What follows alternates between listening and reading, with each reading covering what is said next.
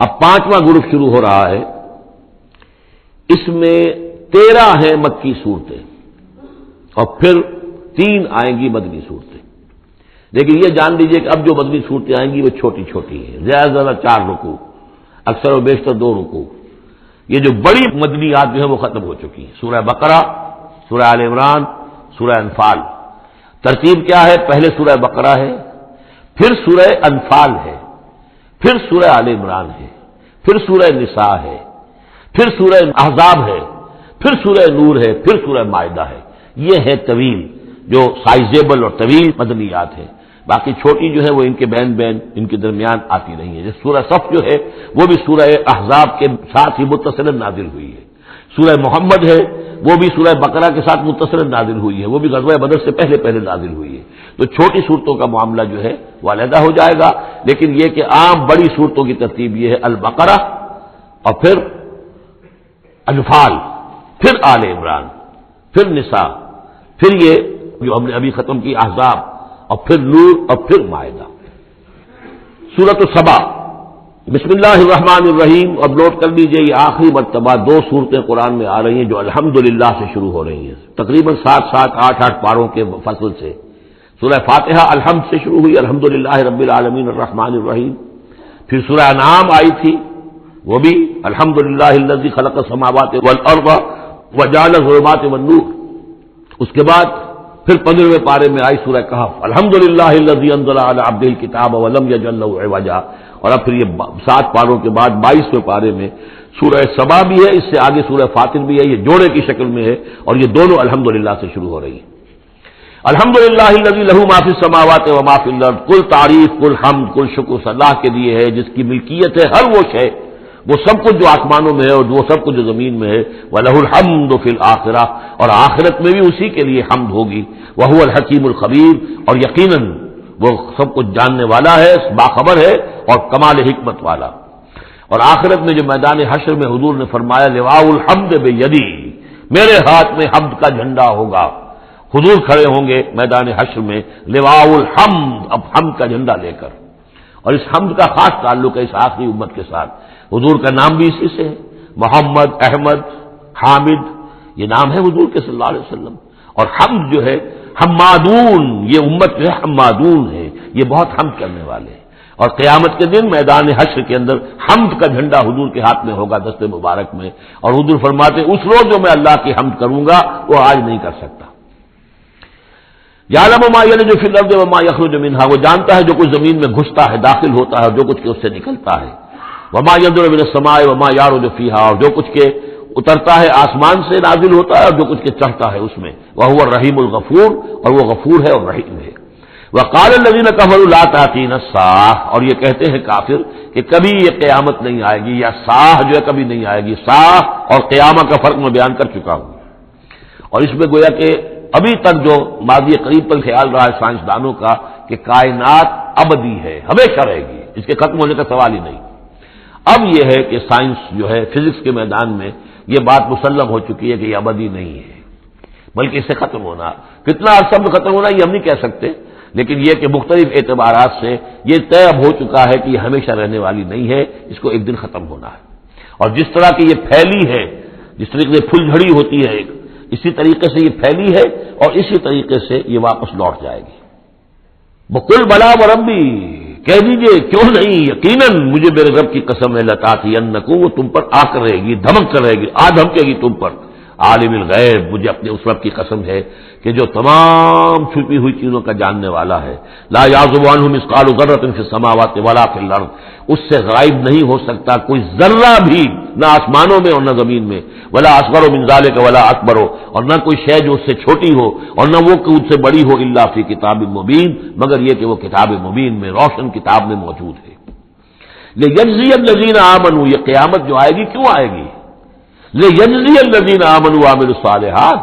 تاکہ بدلہ دے، جزا دے اللہ تعالیٰ اپنے اہل ایمان بندوں کو جنہوں نے کام کیے. اگر نہیں آتی قیامت تو یہ تو بڑی ناانصافی ہو جائے گی. جنہوں نے اللہ کے لیے اپنی لذات کو چھوڑا، دنیاوی لذائذ کو چھوڑا، اپنے عیش کو چھوڑا، انہوں نے جان جوکھوں میں ڈالی، انہوں نے جہاد کیا، انہوں نے قتال کیا،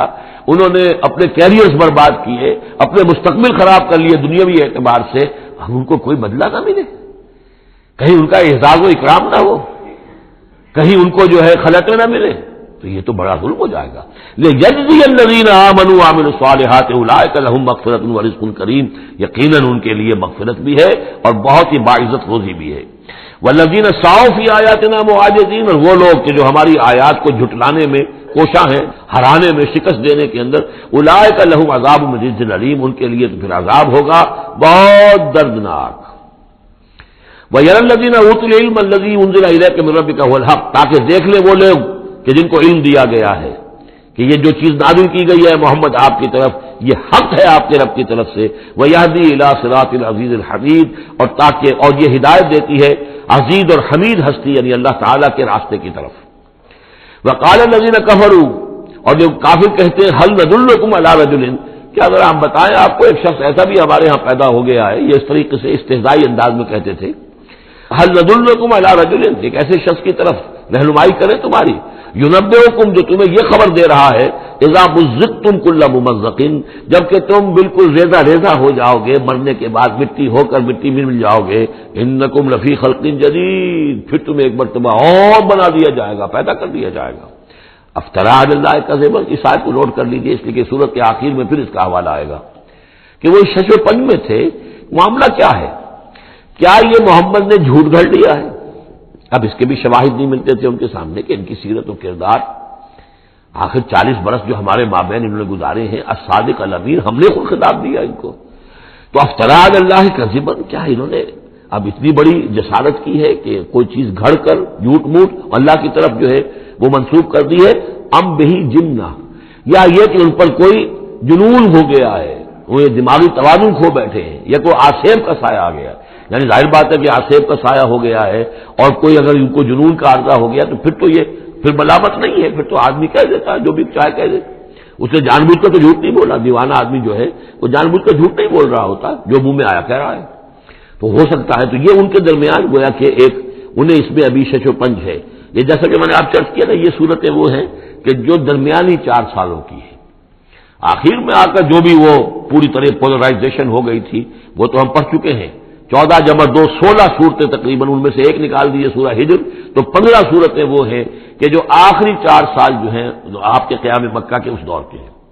اور یہ جو 2 گروپ ہیں درمیانی مکی صورتوں کے، یہ ہیں درمیانی 4 سال، ان میں سے بھی سورہ شعراء کو نکال دیجئے کہ وہ ابتدائی دور کی صورت ہے، باقی یہ تقریباً سب کی سب وہ صورتیں۔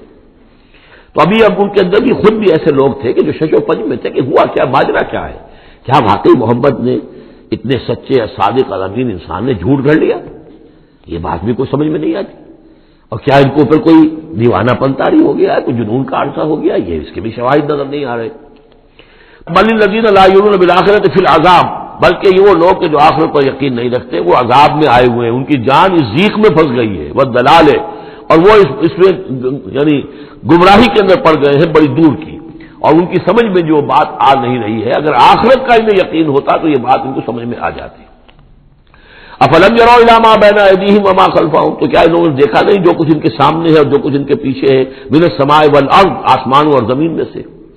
سامنے کیا ہے؟ آپ کائنات کو دیکھتے ہیں، یہ سب آپ کے سامنے ہے، پیچھے کیا ہے؟ تاریخی شواہد جو ہیں وہ آپ کے پیچھے، تو یہ جو ایام اللہ کے ذریعے سے تذکیر ہوتی ہے یہ ہے پیچھے، اور جو آلاء اللہ سے جو تذکیر ہوتی ہے یہ ہے سامنے کی شے۔ تو انہوں نے کیا دیکھا نہیں؟ ان نشاء نخسف بہم الارض، اگر ہم چاہیں تو ان کو زمین میں دھسا دیں، اور نسقط علیہم کسفا من السماء، اور اگر ہم چاہیں تو ان پر آسمان کا کوئی ٹکڑا گرا دیں۔ ان فی ذلک لآیۃ لکل عبد منیب، یقیناً اس میں نشانی ہے ہر اس شخص کے لیے، ہر اس بندے کے لیے جو اللہ کی طرف رجوع کرے۔ وَلَقَدْ آتَيْنَا دَاوُودَ مِنَّا فَضْلًا، اور ہم نے داؤد کو، حضرت داؤد حضرت سلیمان دونوں کا ذکر آیا تھا اس سے پہلے سورہ نمل میں، لیکن وہاں حضرت داؤد کا ذکر بہت ہی مختصر پہلی آیت میں تھا، باقی سارا معاملہ پھر حضرت سلیمان کا تھا، لیکن یہاں اب ذرا حضرت داؤد علیہ السلام کی شخصیت کو زیادہ اور ان کا ایک واقعہ بیان کیا جا رہا ہے۔ وَلَقَدْ آتَيْنَا دَاوُودَ مِنَّا فَضْلًا، اور ہم نے داؤد کو اپنی طرف سے اپنے خاص خزانہ فضل سے بڑا فضل عطا کیا تھا۔ یا جبال اوبی معہ والطیر، اور ہم نے حکم دے دیا تھا پہاڑوں کو بھی اور پرندوں کو بھی کہ ان کے ساتھ آواز میں آواز ملا کر حمد کے ترانوں میں ان کے ساتھ شامل ہو جائیں۔ یہ تعویب کہتے ہیں ترجیح، لوٹانا، جیسے کہ کسی وقت کوئی گانا ہو رہا ہے تو گانے میں کوئی ایک بول ہوتا ہے جو بار بار آتا ہے، اور یہ کہ اس کو پھر بہت سے لوگ مل کر گاتے ہیں، کوئی ایک گانے والا ہے یا گانے والی ہے، عام گانا مین تو اس کا ہے، لیکن کوئی درمیان میں ایسی چیز آتی ہے کہ جس کو وہ سب کے سب مل کر آواز میں پھر اس کو دہراتے ہیں، یہ ہے تعویب۔ تو اللہ تعالیٰ نے حکم دے دیا تھا یا جبال ہو، اے پہاڑ، اور اوبی ماہو، اس کے ساتھ تم اپنی آواز ملاؤ اور اس کے ساتھ اس ترانہ حمد میں شریک ہو جاؤ، والطیر، اور اے پرندو تم بھی، وَعَلَنَّا لَهُ الْحَدِيدَ، اور ہم نے اس کے لیے نرم کر دیا لوہے کو، ان اعمل سابغات، کہ اے داؤد ہم نے تمہیں یہ کام سکھا دیا ہے، لوہا تمہارے لیے آسان کر دیا، نرم کر دیا ہے، اب اس سے بناؤ زرہیں کشادہ، وقدر فی السرد، اور جو زرہ بنانے میں اب جوڑ بنانے پڑتے ہیں تو اس کے لیے یہ ہے کہ اس میں جوڑ کڑیاں ملاؤ بڑی حساب کے ساتھ، وقدر فی السرد وَعَمَلُوا صَالِحًا، اور نیک عمل کیا کرو، انی بما تعملون بصیر، یقیناً ہم جو کچھ تم کر رہے ہو اسے دیکھ رہے ہیں، وَلِسُلَيْمَانَ الرِّيحُ غُدُوُّهَا شَهْرٌ وَرَوَاحُهَا شَهْرٌ، اور ہم نے وَلِسُلَيْمَانَ الرِّيحَ، اور ہم نے حکم دے دیا تھا ہوا کو اور مسخر کر دیا تھا سلیمان کے لیے کہ صبح کو وہ چلتی تھی تو 1 مہینے کی مسافت تک حضرت سلیمان کو لے جاتی تھی، یعنی عام حالات میں جو ان کا اس زمانے کے جو بھی ٹرانسپورٹ کے اور جو بھی مینز آف کمیونیکیشن تھے تو 1 مہینے میں جو مسافت طے ہو سکتی تھی وہ تیز ہوا جو حضرت سلیمان کے حکم سے چلتی تھی تو صرف ایک صبح میں وہ اتنی دور تک سفر کرا دیتی تھی، وہ رواحُہا شہر، اور اسی طریقے سے شام کی منزل بھی 1 مہینے کی مسافت، وَأَصَلْنَا لَهُ عَيْنَ الْقِطْرِ، اور ہم نے اس کے لیے جاری کر دیا تھا ایک چشمہ پگھلے ہوئے تانبے کا، وَمِنَ الْجِنِّ، اور جنات میں سے ہم نے ان کے تابع کر دیے تھے، مسخر کر دیے تھے، مَن يَعْمَلُ بَيْنَ يَدَيْهِ، جو ان کے سامنے مشقت کرتے تھے، مزدوری کرتے تھے، ان سے کام لیتے تھے حضرت سلیمان بِإِذْنِ رَبِّهِ، اپنے رب کے اذن سے، وَمَن يَزِغْ مِنْهُمْ عَنْ أَمْرِنَا، اور جو کوئی بھی ان میں سے ہمارے حکم سے کوئی سرتابی کرتا تھا، ٹیڑھا ہوتا تھا، نُذِقْهُ مِنْ عَذَابِ السَّعِيرِ، ہم اس کو عذاب دکھاتے تھے بہت جلا دینے والا عذاب، یعملون لہ، اور یہ شیاطین یہ جن جو کیا کرتے تھے ان کے لیے، یعملون لہ ما یشاء، ہر عمل کرتے تھے اور وہ چیزیں بناتے تھے جو وہ چاہتے تھے، من محاریب، بڑی بڑی عمارتیں بناتے تھے، بتماثیل، بڑے بڑے مجسمے بناتے تھے۔ اب یہ تماثیل کا بنانا جو ہے شریعت محمدی میں حرام ہو چکا ہے، لیکن یہ کہ معلوم ہوتا ہے کہ اس وقت تک اس کے اندر حرمت نہیں تھی۔ بجفان، جفان کا جواب، اتنے بڑے بڑے کڑھائے ہوتے تھے لگن کہ جیسے کہ وہ تالاب ہیں، اور قدور الراسیات، اور اتنی بڑی دیگیں ہوتی تھی جو ہل نہیں سکتی کہیں، بس وہ مستقل طور پر چولہوں کے اوپر رکھ دی گئی تھی۔ اس قسم کی دیگ سنا ہے کہ اجمیر شریف میں ہے، وہاں جو شیخ معین الدین اجمیری رحمۃ اللہ علیہ کا جو مزار ہے تو وہاں وہ دیگیں ہیں بہت بڑی بڑی، جن کے اندر جو ہے وہ تو پھر انسان اس کے اندر داخل ہو کر پھر وہاں سے بھر بھر کے وہ لوگوں کو دیتے ہیں، اس لیے کہ وہاں جو ہجوم ہوتا ہے تو اس کے لیے اتنا بندوبست وہاں کیا گیا ہے۔ تو ایک نشانی اگر کسی کو دیکھنی ہو تو وہاں جا کر دیکھ لیں، لیکن حضرت سلیمان کے لیے یہ جنات کے ذریعے سے اللہ تعالیٰ نے یہ سارا کام فراہم کر دیا تھا۔ اعملوا آل داؤد شکرا، اے داؤد کے گھر والوں، کیونکہ حضرت داؤد کے بیٹے حضرت سلیمان، تو ان سے کہا جا رہا ہے عمل کرو اور احسان مان کر ہماری نعمتوں کا حق ادا کرتے ہوئے، وقلیل من عبادی شکور، اور واقعہ یہ ہے کہ میرے بندوں میں سے شکر کرنے والے کم ہی ہیں۔ فلما قضینا علیہ الموت، جب ہم نے ان پر موت طاری کر دی، ما دلہم علی موتہ، تو ان جنات کو اس کی موت کی خبر نہ ہو سکی، نہیں مطلع کیا اس کی موت پر جنات کو، الا دابۃ الارض، مگر یہ جو گھن ہے دیمک، اس نے زمین کا کیڑا، تاکل من ساعتہ، کہ وہ کھا گیا اس کو، وہ جو عصا تھا جس کو ٹیک لگا کر حضرت داؤد کھڑے تھے، جان قبض ہو چکی ہے، انتقال کر گئے لیکن وہ کھڑے رہے وہاں پر، اور جب وہ عصا جو ہے وہ دیمک چٹ کر گئی اور وہ عصا گرا، ٹوٹا، اور پھر حضرت سلیمان کا جسد جو ہے وہ گرا تو انہیں معلوم ہوا۔ فلما خرّا، تو جب وہ گر پڑے، تبینت الجن، تو اب معلوم ہو گیا جنات کو، اللہ کانوا یعلمون الغیب، اگر انہیں علم غیب حاصل ہوتا، ما لبثوا فی العذاب المہین، تو وہ اس عذاب مہین میں نہ رہتے اتنے عرصے تک، وہ یہی سمجھ رہے تھے کہ یہ کھڑے ہوئے ہیں سلیمان، لہذا جو بھی کام لگا رکھا ہے وہ کام کر رہے ہیں۔ لقد کان لسبع فی مسکنہم آیہ، اسی طرح قوم سبا کے لیے بھی ان کے مسکن میں، ان کے وطن میں ہماری ایک نشانی تھی۔ یہ قوم سبا یمن میں آباد تھی، اور ان کے ہاں یوں سمجھیے کہ 2 سلسلے باغات کے چلے گئے تھے سینکڑوں میل تک، اور بہت عمدہ باغات، پہاڑی علاقہ ہے، بہت بند بنائے تھے انہوں نے، اور یہ کہ یہ تقریباً 800 قبل مسیح کے زمانے میں یہ بند بنائے گئے ہیں، حضرت مسیح سے 800 برس قبل، اور ایک بہت بڑا بند تھا سد معارب۔ لیکن یہ کہ پھر اس قوم کے اندر ناشکری پیدا ہوئی، پھر جو بھی ہوتا ہے زوال اخلاقی اور دینی مذہبی جو آیا، اس کے نتیجے میں اللہ تعالیٰ نے اسی بند کا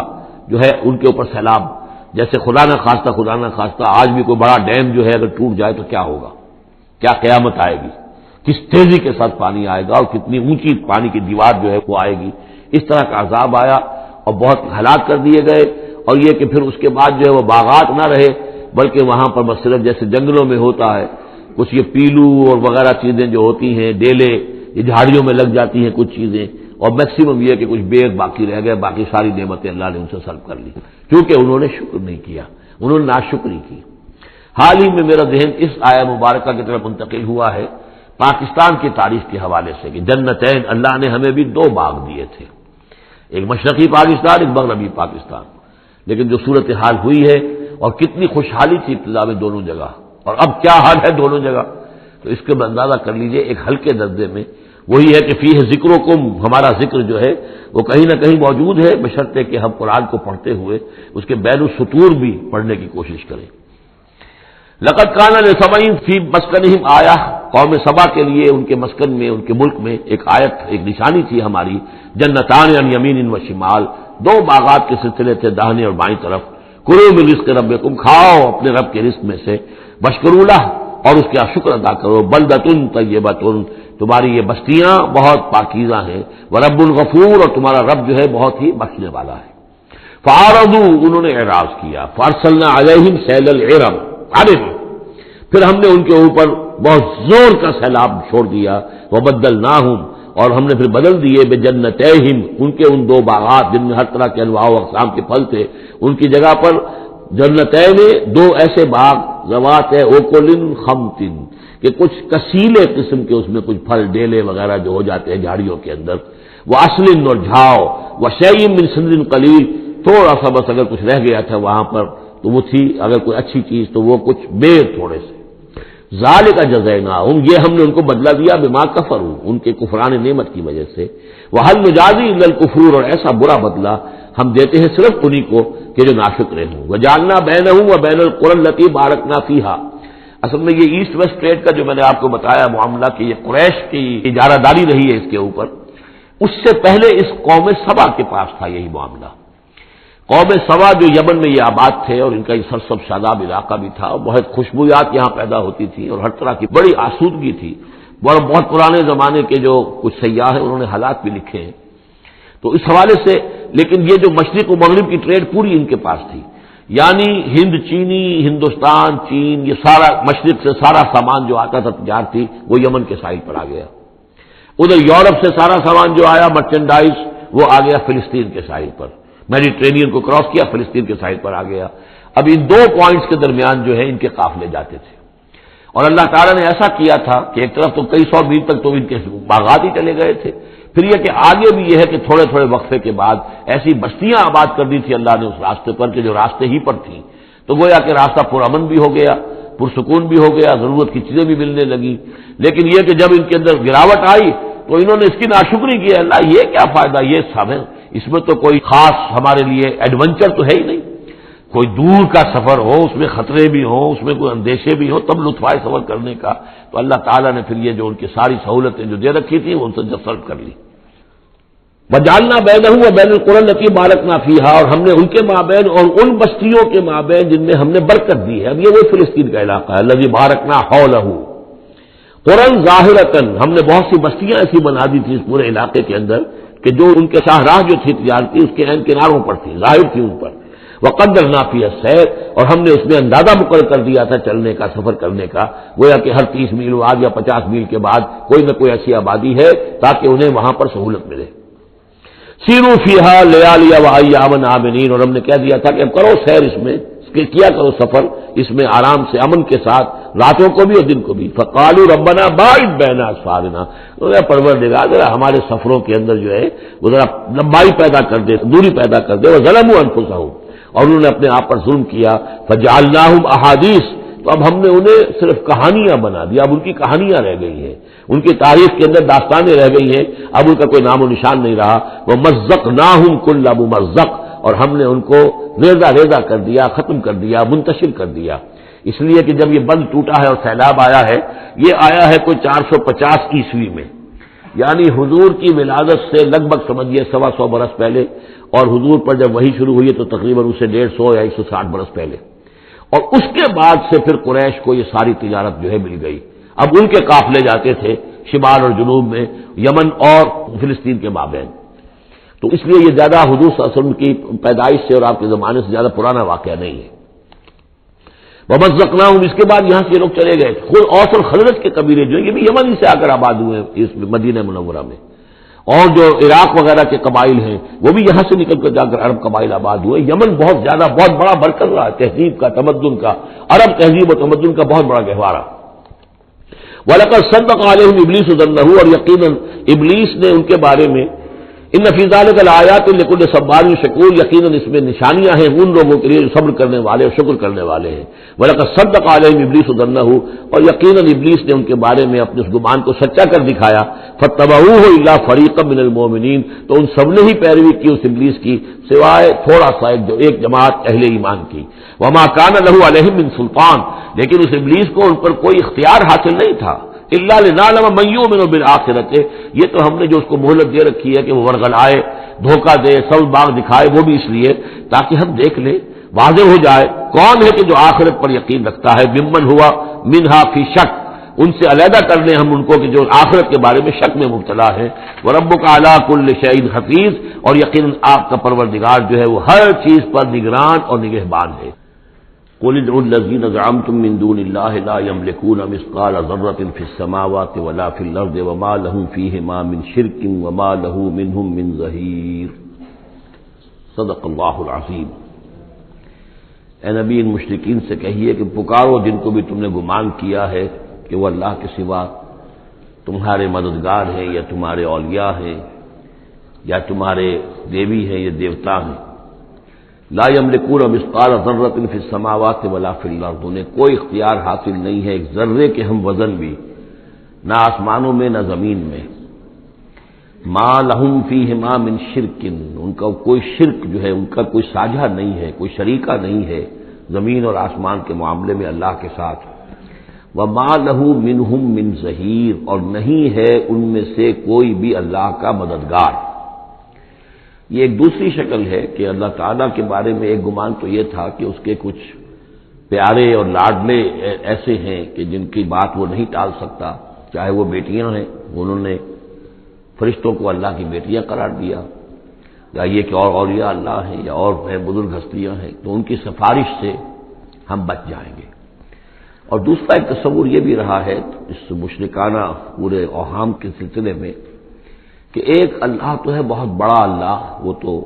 سب سے قابو یافتہ ہے، سب سے اوپر ہے، اس کائنات کا خالق مالک تو وہی ہے،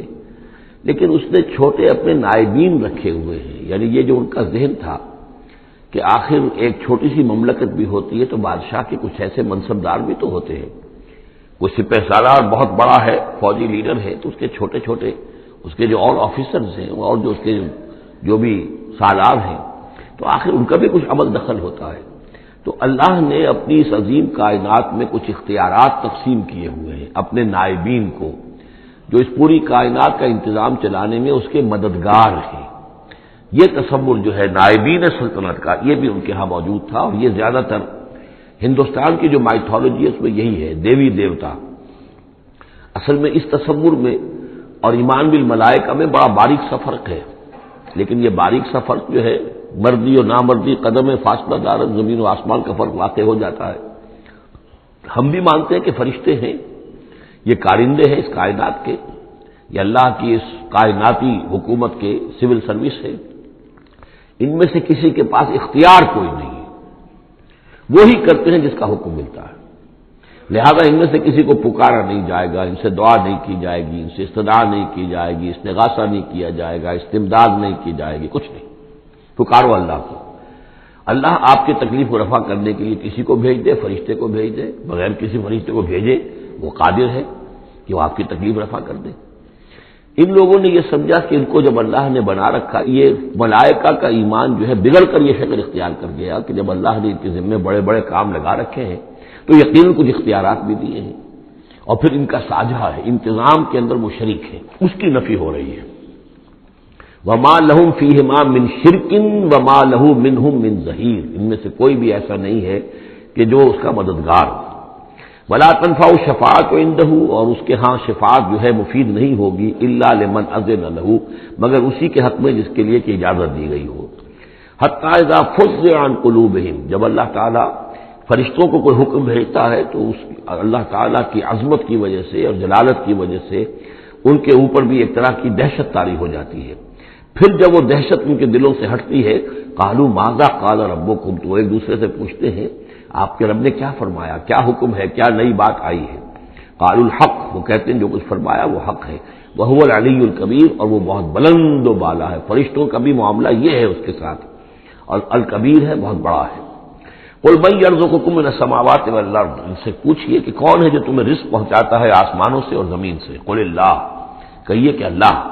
وَإِنَّا أَوْ إِيَّاكُمْ لَعَلَىٰ هُدًى أَوْ فِي ضَلَالٍ مُّبِينٍ، اور یا ہم اور یا آپ لوگ یا تو ہدایت پر ہیں یا کھلی گمراہی میں ہیں، یعنی یا تو ہم ہدایت پر ہیں تو آپ کھلی گمراہی میں ہیں، اور اگر آپ ہدایت پر ہیں تو پھر ہم کھلی گمراہی میں ہیں، یعنی یہ دونوں چیزیں جو ہے ڈائگنلی اپوزٹ ہیں، بعد المشرقین ہو چکا ہے ہمارے عقیدے میں اور تمہارے عقیدے میں۔ قل لا تسألون عما اجرمنا، ان سے کہہ دیجئے کہ تم سے سوال نہیں کیا جائے گا ہمارے جرائم کے بارے میں، تمہارے خیال میں ہم جرم کر رہے ہیں، ہم نے غلط چیزیں گھڑ لی ہیں، ہم نے تمہارے حقیقی معبودوں کی نفی کر دی ہے، ہم جو کر رہے ہیں کہ ہماری وجہ سے کنبے تقسیم ہو گئے، یہ ہمارے جرائم ہیں۔ لا تسألون عما اجرمنا، جو جرم ہم نے کیے ہوں گے، یعنی جس کو اس کو اپنے لفظ استعمال کر رہے ہیں، حکمت تبلیغ ہے کہ اپنی طرف جرم کی نسبت کہہ رہے ہیں جو کہ ان کا کہنا تھا۔ لا تسألون عما اجرمنا ولا نسأل عما تعملون، اور ہم سے نہیں پوچھا جائے گا اس سے کہ جو آپ کر رہے ہیں، یہاں پر خاص طور پر جرم کا لفظ نہیں لائے، یہ تاکہ یہ کہ ان کے اندر وہ عصبیت جو ہے بھڑکے نہ، کچھ سوچنے کے لیے اگر کسی شخص میں کوئی آمادگی ہے تو وہ غور کرے۔ قل یجمع بیننا ربنا ثم یفتح بیننا بالحق، کہہ دیجئے کہ ہمیں جمع کرے گا ہمارا رب ایک دن اور پھر فیصلہ کر دے گا ہمارے مابین حق کے ساتھ۔ وہو الفتاح العلیم، اور یقیناً وہی ہے فیصلہ کر دینے والا، اور فیصلہ بھی ہوگا بالبناء علم، جو سب کچھ جاننے والا ہے۔ قل ارونی الذین الحقتم بہ شرکاء کلا، کہیے ان سے ذرا دکھاؤ مجھے کون ہے وہ لوگ کہ جن کو تم نے ملا دیا ہے اللہ کے ساتھ شریک کی حیثیت سے، کوئی نہیں، بل هو اللہ العزیز الحکیم، تو ایک ہی اللہ ہے، خود العزیز ہے، اپنی ذات میں العزیز ہے، اس کی قدرت کسی اور کے بل پر قائم نہیں ہے، کسی اور کے سہارے پر نہیں ہے، کسی اور کی مدد کا وہ محتاج نہیں ہے، بلکہ وہ تو العزیز ہے اپنی ذات میں خود، اور الحکیم ہے کمال حکمت والا۔ وما ارسلناک الا کافۃ للناس بشیرا ونذیرا، اور اے نبی ہم نے نہیں بھیجا ہے آپ کو مگر تمام نوع انسانی کے لیے بشیر و نذیر بنا کر۔ یہ نوٹ کر لیجئے کہ واحد رسول اللہ کے محمد ہے صلی اللہ علیہ وسلم، جو تمام نوع انسانی کے لیے بھیجے گئے، اور یہ بھی ساتھ ہی آپ کے ذہن میں رہنا چاہیے کہ اس وقت بھیجے گئے ہیں کہ جب انسانی تمدن نے اتنی ترقی کر لی تھی اور ذرائع رسول رسائل ایسے اب ہو رہے تھے کہ تمام دنیا کو ایک دعوت پر جمع کیا جا سکے اور تمام دنیا تک ایک دعوت پہنچائی جا سکے۔ ظاہر بات ہے اس سے پہلے فزیکلی پاسبل نہیں تھا، لہذا جو بھی نبی اور رسول آپ سے پہلے آئے وہ اپنی اپنی قوموں کی طرف، اپنے اپنے علاقے کی طرف، وَإِلَىٰ ثَمُودَ أَخَاهُمْ صَالِحًا وَإِلَىٰ مَدْيَنَ أَخَاهُمْ شُعَيْبًا وَإِلَىٰ عَادٍ أَخَاهُمْ هُودًا، اس طریقے سے اپنی اپنی قوموں کی طرف آئے۔ وَمَا أَرْسَلْنَاكَ إِلَّا كَافَّةً لِلنَّاسِ بَشِيرًا وَنَذِيرًا وَلَٰكِنَّ أَكْثَرَ النَّاسِ لَا يَعْلَمُونَ، لیکن اکثر لوگ جانتے نہیں ہیں۔ وَيَقُولُونَ مَتَىٰ هَٰذَا الْوَعْدُ إِن كُنتُمْ صَادِقِينَ، اور پھر وہ پوچھتے ہیں، یہی سوال کرتے ہیں کب ہوگا یہ وعدہ پورا، عذاب کا یا قیامت کا۔ قُل لَكُم مِّيعَادُ يَوْمٍ لَّا تَسْتَأْخِرُونَ عَنْهُ سَاعَةً وَلَا تَسْتَقْدِمُونَ، کہہ دیجئے تمہارے لیے ایک وعدے کا وقت مقرر ہے، ایک وعدے کا دن طے ہے اللہ کے ہاں، اس سے نہ تو تم آگے جا سکو گے اور نہ پیچھے ہو سکو گے۔ وقال الذين كفروا لن نؤمن بهذا القرآن ولا بالذي بين يديه، اور کہا ان کافروں نے کہ ہم ہرگز نہیں ایمان لائیں گے نہ اس قرآن پر نہ اس پر جو اس کے سامنے موجود ہے۔ یہ آیت اس اعتبار سے بہت اہم ہے کہ یہاں پر سورہ قصص میں بھی آیا تھا کہ سحران تظاہرا، یہ دو جادو ہیں، تورات اور قرآن، اور ان دونوں نے آپس میں گٹھ جوڑ کر دیا ہے۔ تورات میں پیشن گوئیاں ہیں حضور کی اور قرآن کی، اور قرآن مجید تصدیق کرتا ہے تورات کی، تو اس طریقے سے ان کا آپس میں گٹھ جوڑ ہے، ہمارے خلاف انہوں نے ایک متحدہ محاذ بنا لیا ہے۔ وہی بات یہاں کہی جا رہی ہے، اور یہ آیت اس اعتبار سے بہت اہم ہے کہ اس میں لفظ تورات کے اوپر بھی لفظ قرآن کا اطلاق ہوتا ہے۔ انہوں نے کہا وقالوا قال الذين كفروا لن نؤمن بهذا القرآن، ہم ہرگز نہیں مانیں گے، نہ ایمان لائیں گے اس قرآن پر، ولا بالذی، یا نہ اس قرآن پر جو بین یدیہ ہے کہ جو اس سے پہلے موجود تھا۔ یہاں میں یہ عرض کر دیتا ہوں، اگرچہ وقت کا مجھے خیال ہے کہ جس مولانا امیر حسن اصلاحی صاحب ان کا انتقال ہو گیا ہے، اللہ ان کی مغفرت فرمائے، ان سے بہت بڑی خطا ہوئی ہے رجم کے معاملے میں، اور انہوں نے اپنی تفسیر میں یہ رائے ظاہر کی کہ شادی شدہ ہو یا غیر شادی شدہ ہو، زانی یا زانیہ، سزا وہی ہے 100 کوڑے۔ رجم کا معاملہ قرآن مجید میں نہیں ہے۔ اس میں تو کوئی شک نہیں کہ رجم کے بارے میں قرآن مجید میں صریح آیت نہیں ہے، لیکن یہ کہ یہ حضور نے رجم کیا اور اس کے بعد خلفائے راشدین نے کیا، اور پوری امت کے نزدیک سوائے خوارج کے، شیعہ سنی اور جو بھی سنیوں کے جتنے مکاتب فکر ہیں، اہل تشیع کے جتنے مکاتب فکر ہیں، سب کے سب اس پر متفق ہیں کہ شادی شدہ زانی دانیہ کی سزا رجم ہے۔ مہارا ان سے خطا ہوئی ہے، لیکن میں نے انہیں خط لکھا تھا، میں جلدی اسے شائع بھی کر دوں گا۔ اصل میں ایک جو حدیث آتی ہے حضرت عمر رضی اللہ تعالیٰ عنہ سے، اور حدیث بخاری کی ہے، کہ انہوں نے یہ کہا کہ یہ آیت قرآن میں موجود تھی، ہم اسے پڑھا کرتے تھے۔ گویا کہ یہ رجم کی آیت قرآن میں تھی، ہم اسے پڑھا کرتے تھے، بعد میں وہ منسوخ ہو گئی، تو منسوخ التلاوت ہوئی ہے، منسوخ الحکم نہیں ہوئی ہے۔ اس حدیث پر انہوں نے بہت زیادہ حملہ کیا ہے، بہت زیادہ، کہ ظاہر بات ہے قرآن مجید میں کوئی آیت تھی اور منسوخ ہو گئی، اور یہ بات جو ہے وہ ظاہر بات ایسی ہے کہ جو بظاہر کو قبول کرتے ہوئے انسان کو کافی کچھ سوچنا پڑتا ہے، تردد ہوتا ہے۔ تو میں نے انہیں خط لکھا تھا کہ اصل میں اس حدیث میں اگر ہم قرآن کا لفظ جو حضرت عمر فاروق رضی اللہ تعالیٰ عنہ نے استعمال کیا ہے، اس میں تورات مراد لیں، تورات میں یہ آیت تھی، اور ظاہر بات ہے کہ تورات کی بھی قرآن مجید نے جس چیز کی نفی نہیں کی ہے، یہ بار بار میں آپ کو بتاتا آ رہا ہوں کہ وہ چیز کہ جو حضرت موسیٰ علیہ السلام کی شریعت میں کہ جو بھی احکام تھے ان میں سے جس حکم کی نفی نہیں ہوئی ہے وہ حکم قائم ہے۔ قتل مرتد کا معاملہ بھی اسی قبیل سے ہے، اور رجم جو ہے زانی زانیہ اگر شادی شدہ ہو تو اس کو رجم کرنے کی سزا جو اس کا معاملہ بھی اسی سے متعلق ہے۔ اور اس کے لیے دلیل یہ ہے کہ اس حدیث میں جو لفظ قرآن آیا ہے تو وہاں قرآن سے مراد اس قرآن کے بجائے وہ قرآن جو پہلے سے تھا۔ اور آپ کے علم میں ہوگا ایک واقعہ یہ بھی بیان کیا جاتا ہے، یہ حدیث ہے کہ ایک مرتبہ حضور کے سامنے حضرت عمر رضی اللہ تعالیٰ عنہ تورات لے کر آئے اور پڑھ رہے تھے، تو حضور کو غصہ بھی آیا، اور آپ نے فرمایا کہ اگر موسیٰ بھی اس وقت موجود ہوتے تو انہیں میری پیروی کرنی ہوتی۔ تو یہ بات بالکل صحیح ہے، جس چیز کا حکم قرآن میں آ گیا ہے اس کو تورات منسوخ نہیں کر سکتی، اور اس میں تورات کا کوئی اور حکم ہے تو اس کو ریفر کرنے کا یا اس کو کوٹ کرنے کا کوئی فائدہ نہیں ہے۔ لیکن یہ کہ قرآن مجید میں تورات کو بھی قرآن قرار دیا جا رہا ہے، اس اعتبار سے اگر حضرت عمر نے تورات کی آیت کے بارے میں اس حدیث میں اگر ہم یہ مان لیں کہ لفظ قرآن استعمال کیا ہے تو وہ سارا اشکال ختم ہو جائے گا۔ اس اعتبار سے یہ آیت بہت اہم ہے۔ وقال الذین کفروا، کہا ان کافروں نے، لن نؤمن بہذا القرآن، نہیں مانیں گے ہرگز ہم نہ اس قرآن کو، ولا بالذی بین یدیہ، نہ اس کو جو اس سے پہلے موجود ہے، ولو تری اذ الظالمون موقوفون عند ربہم، اور کاش کہ تم دیکھتے جب یہ ظالم کھڑے کیے جائیں گے اپنے رب کے سامنے، یرجع بعضهم الی بعض القول، اب یہ ایک دوسرے کے اوپر الزام ڈالیں گے، وہ ان کے اوپر ڈالے گا، وہ ان پر ڈالے گا۔ یقول الذین استضعفوا للذین استكبروا، تو جو لوگ پسماندہ تھے، دبے ہوئے تھے، کمزور تھے، وہ اپنے مستکبرین سے کہیں گے، اپنے چودھریوں سے، سرداروں سے،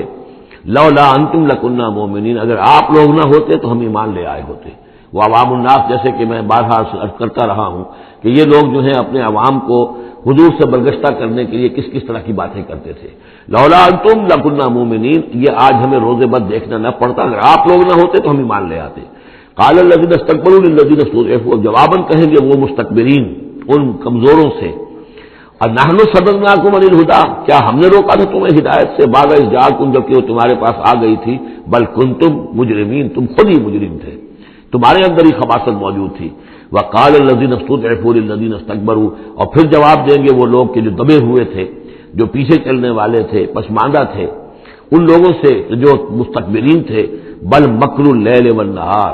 بل تمہاری تو دن رات کی جو تھی یہی سازش تھی، یہی پروپیگنڈا تم کرتے تھے، اسی طرح کی کوششیں کرتے تھے، استعمروننا، تم تو ہمیں حکم دیتے تھے نکفر باللہ ونجعل لہ اندادا کہ ہم اللہ کا کفر کریں اور ہم اس کے مد مقابل قرار دے دیں. وہ اسر الندامت لما رأوا العذاب، اور پھر وہ اپنی ندامت کو چھپانے کی کوشش کریں گے جبکہ وہ عذاب کو دیکھ لیں گے. وجعلنا الاغلال فی اعناقہم، اور ہم نے ان کی گردنوں کے اندر طوق ڈال دیے ہیں الذین کفروا، ان منکروں کے. هل یجزون الا ما كانوا يعملون، اور انہیں بدلہ ملے گا اور بدلے میں وہی پائیں گے جو عمل کے انہوں نے کیے تھے.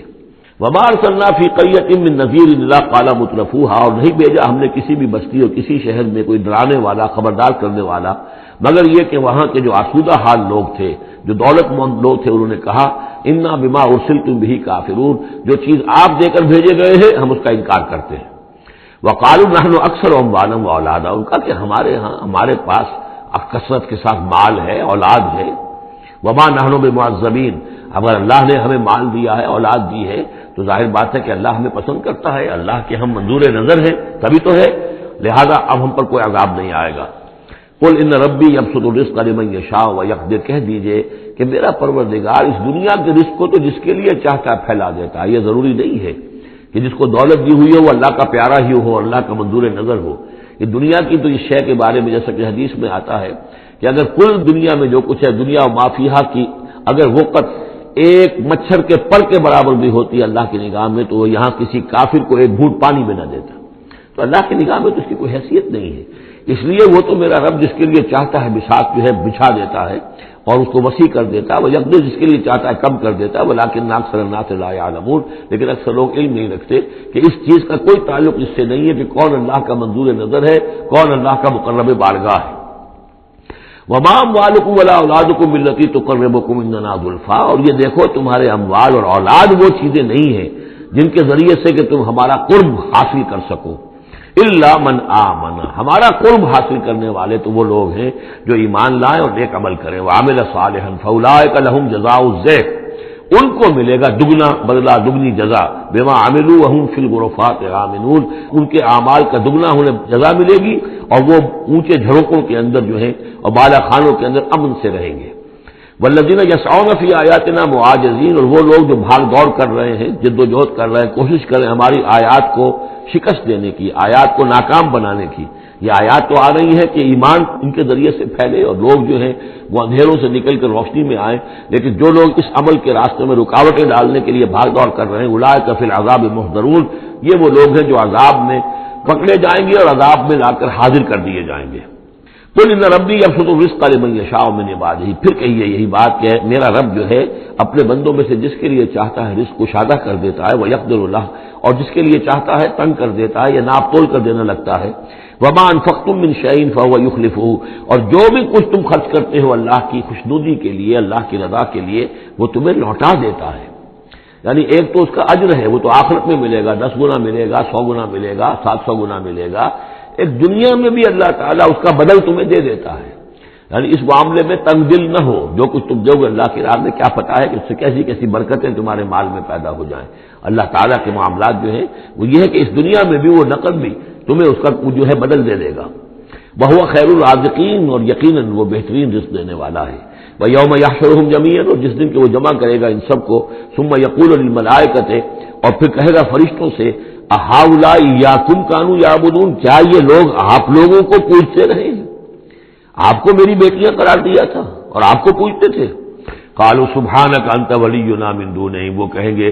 اللہ تیری ذات پاک ہے اور تو ہمارا ولی ہے، ان سے ہمارا کوئی سروکار نہیں، ان سے ہمارا کوئی تعلق نہیں، ہمارا تعلق تیری ذات سے ہے، تو ہمارا ولی ہے، ہمارا حق ہے، ہمارا مالک ہے، ہمارا پشت پناہ ہے. بل کانوا یعبدون الجن، اصل میں تو یہ جنوں کی عبادت کرتے تھے. یہ اپنے خیال میں فرشتوں کی کر رہے تھے، حقیقت میں جنات کے ساتھ ان کا رابطہ تھا اور انہیں وہ مغالطہ تھا کہ وہ فرشتوں کے نام انہوں نے لے لیے. بل کانوا یعبدون الجن اکثرهم بهم مؤمنون، ان کی اکثریت جو ہے وہ جنات پر ایمان رکھتی تھی.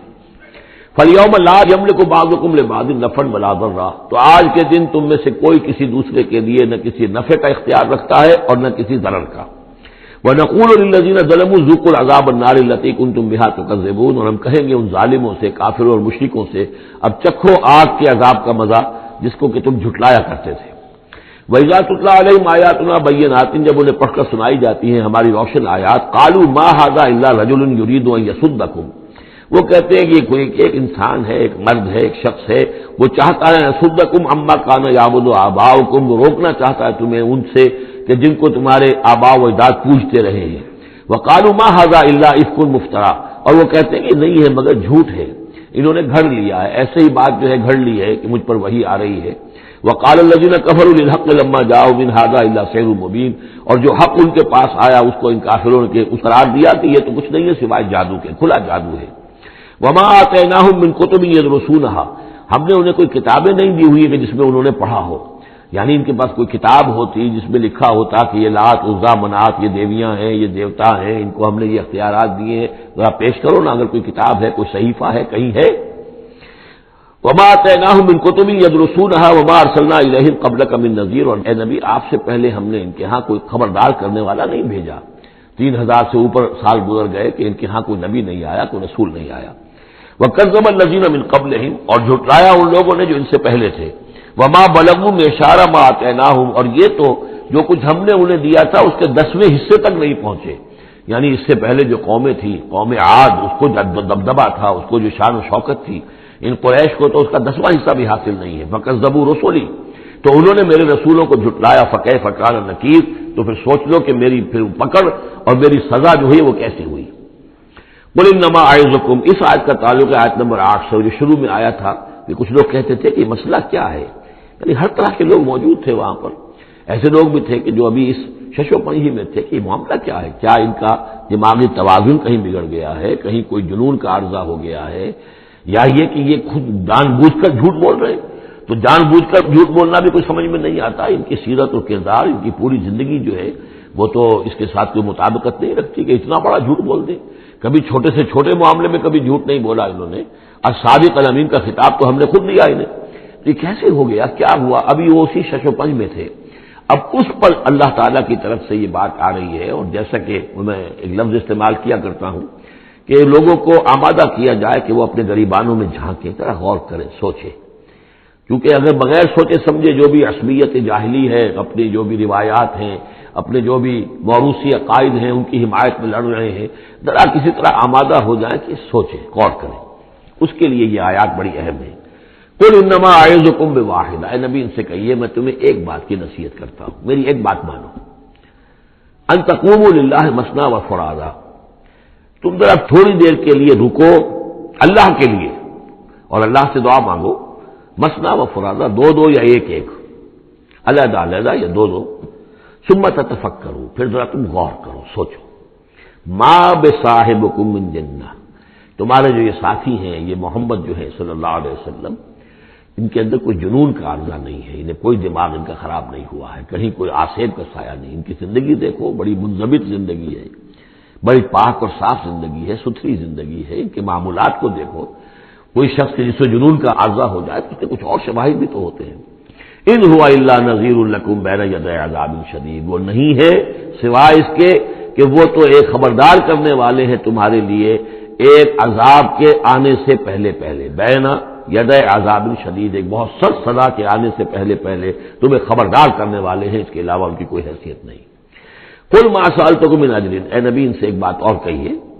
میں نے تم سے کوئی اجرت طلب نہیں کی۔ شاعر جو ہے تم سے وہ انعامات لیتے ہیں، قصیدہ کہتے ہیں تو وہ چاہتے ہیں کہ کچھ ان کو 2 شالے دیے جائیں، اسی طریقے سے اور کوئی کہانی سنانے آتا ہے تو وہ بھی کوئی اجرت مانگتا ہے۔ میں نے تو آج تک تم سے میں تمہیں یہ اللہ کا کلام سنا رہا ہوں جسے تم بھی کہتے ہو کہ بہت ہی حسین کلام ہے، فصیح و بلیغ کلام ہے، تو میں نے کبھی تم سے کوئی اجرت مانگی ہے؟ قل ما سألتکم من اجر فهو لکم، تو جو بھی اجرت میں نے تم سے کوئی مانگی وہ تمہیں کو مبارک ہو، تم وہ رکھو، یعنی یہ نفی کی انتہا ہے، اگر میں نے کوئی اجرت مانگی ہو تو وہ تم رکھو اپنے پاس، میں نے اس کہنے کا مطلب یہ کہ میں نے تم سے کبھی بھی کوئی اجرت نہیں مانگی۔ ان اجری الا علی اللہ، میری اجرت میرا اجر تو اللہ کے ذمے ہے، وہو علی کل شیء شہید، اور ہر چیز پر گواہ ہے، نگران ہے۔ قل ان ربی یقذف بالحق، یہ وہی مضمون ہے جو اس سے پہلے آ چکا ہے، بل نقذف بالحق علی الباطل، کہہ دیجئے کہ میرا رب باطل کا کوڑا دے مارتا ہے، علی الباطل، علی الباطل کو یہاں پر محذوف سمجھیے، ان ربی یقذف بالحق علی الباطل، کیونکہ وہاں سورہ انبیاء میں یہ لفظ آ چکا ہے، علام الغیوب، اور وہ تمام غیبوں کا جاننے والا ہے۔ قل جاء الحق، اور کہہ دیجئے کہ حق آیا، آ گیا ہے، یعنی یہ کہ یہ چند سالوں کی بات ہے، اللہ کے دین کا غلبہ ہوگا اس پورے جزیرہ نما عرب میں۔ وما یبدی الباطل، اور جھوٹ جو ہے، باطل جو معبود ہے وہ تو نہ کسی چیز کو پہلے پیدا کرتے ہیں، وما یعید، اور نہ ہی اعادہ کر سکتے ہیں۔ قل ان ضللت، ان سے کہیے کہ اگر میں بہک گیا ہوں بالفرض، فانما اضل علی نفسی، تو ظاہر بات ہے کہ پھر میرے اوپر ہی اس کا وبال آئے گا، اس کی تکلیف جو آئے گی مجھ پر آئے گی۔ وَإِنِ اهْتَدَيْتُ، اور اگر میں ہدایت پر ہوں، بما یوحی الی ربی، تو یہ ہدایت جو ہے یہ مجھے ملی ہے اس وحی کے طفیل جو میرا رب مجھ پر کر رہا ہے۔ یہ بہت ہی متواضعانہ انداز ہے، یعنی یہ کہ اگر میں بہک گیا ہوں تو ساری اس کی شرارت میرے نفس کی ہوگی اور اس کا وبال بھی مجھ پر آئے گا، اور اگر کوئی ہدایت ہے تو میں یہ نہیں کہتا کہ یہ میں نے حاصل کی ہے اور میں نے سمجھی ہے اور میں نے اس تک رسائی حاصل کی، نہیں، یہ مجھے میرے رب نے دی ہے۔ وَإِنِ اهْتَدَيْتُ فَبِمَا يُوحِي إِلَيَّ رَبِّي، تو جو میرا رب میری طرف وحی کرتا ہے اس کی بنا پر مجھے ہدایت ملی ہے۔ إِنَّهُ سَمِيعٌ قریب، یقیناً وہ سننے والا ہے اور قریب ہے۔ وَلَوْ تَرَىٰ إِذْ فُزِعُوا فَلَا فَوْتَ، اب وہی جو فضا الاکبر، جب وہ وقت آئے گا جب تم دیکھو گے جب یہ گھبرائیں گے، ان زلزلۃ الساعۃ شیء عظیم، جب فضا اکبر آئے گا، فلا فوت، تو پھر کہیں بچ کر بھاگنا ممکن نہ ہوگا، وَأُخِذُوا مِن مَّكَانٍ قَرِيبٍ، جیسے کہ کوئی ہاتھ لمبا سا ہو اور ان کو پکڑ کر لے آئے جبکہ یہ بھاگنے کی کوشش کر رہے ہوں۔ وَقَالُوا آمَنَّا بِهِ، اور پھر کہیں گے اس پر ہم ایمان لے آئے۔ وَأَنَّىٰ لَهُمُ التَّنَاوُشُ، اب کہاں ان کی رسائی ہو سکتی ہے ایمان تک؟ اب تناول اور تناوش ہم معنی الفاظ ہیں، اب تو وہ گیا معاملہ، وقت گزر گیا، وہ تو امتحان کا جو عرصہ تھا وہ ختم ہو چکا۔ وَأَنَّىٰ لَهُمُ التَّنَاوُشُ مِن مَّكَانٍ بَعِيدٍ، وہ تو گیا، بہت دور چلا گیا، وہ جو موقع تھا ایمان لانے کا وہ اب ختم ہو چکا۔ وَقَدْ كَفَرُوا بِهِ مِن قَبْلُ، انہوں نے اس کا کفر کیا تھا پہلے۔ وَيَقْذِفُونَ بِالْغَيْبِ مِن مَّكَانٍ بَعِيدٍ، اور وہ خام خواہ کے تیر تکے چلا رہے تھے دور کی جگہ سے، یعنی اندھیرے میں ٹامک ٹوئیاں مار رہے تھے، انہیں کیا ہو گیا ہے، یہ جھوٹ بول لیا ہے، انہوں نے گھڑ لیا ہے، یا ان کو کہ جن آ گیا ہے، یا وہ شاعر ہے، یا کوئی جو کوئی اپنا غلام رکھا ہوا ہے اس سے ڈکٹیشن لے رہے ہیں، یہ سب تیر تکے یہ چلاتے رہے اور قرآن کا اور محمد کا انکار کرتے رہے، تو اب ایمان لانے کا کوئی فائدہ نہیں۔ وَحِيلَ بَيْنَهُمْ وَبَيْنَ مَا يَشْتَهُونَ، اور حائل کر دیا جائے گا، رکاوٹ ڈال دی جائے گی ان کے اور ان کی پسندیدہ چیزوں کے مابین۔ جنت میں لہم ما یشاؤون فیہا، جو چاہو گے وہاں ملے گا، لکم ما تشتہی انفسکم، جو بھی تمہاری جی چاہیں گے، جتنی بھی چیزیں انسان کو مرغوب ہے سب جنت میں فراہم کی جائیں گی، لیکن اب یہ لوگ دور کر دیے گئے، محروم کر دیے گئے۔ وحیل بینہم وبین ما یشتہون، جو بھی ان کی پسندیدہ چیزیں ہیں اب ان سے یہ محروم کر دیے گئے اور دور کر دیے گئے۔ کما فعل باشیاءہم من قبل، جیسے کہ ان کے ہی طریقے پر چلنے والے جو اور قومیں اور گروہ تھی، جس طریقے سے ان کا حشر ہو چکا ہے۔ انہم کانوا فی شک مریب، وہ لوگ بھی ایسے ہی تھے کہ جو شک میں پڑے رہے اور ان کے دماغوں میں دغدغے ہی جنم لیتے رہے اور شکوک و شبہات ہی میں رہے، اور حق کی طرف آ کر اس کی تصدیق کرنے کی توفیق انہیں نصیب نہیں ہوئی۔ بارک اللہ لی و لکم فی القرآن العظیم ونفعنی وإیاکم بالآیات والذکر الحکیم۔ بارک اللہ لی و لکم فی القرآن العظیم ونفعنی وإیاکم بالآیات والذکر الحکیم۔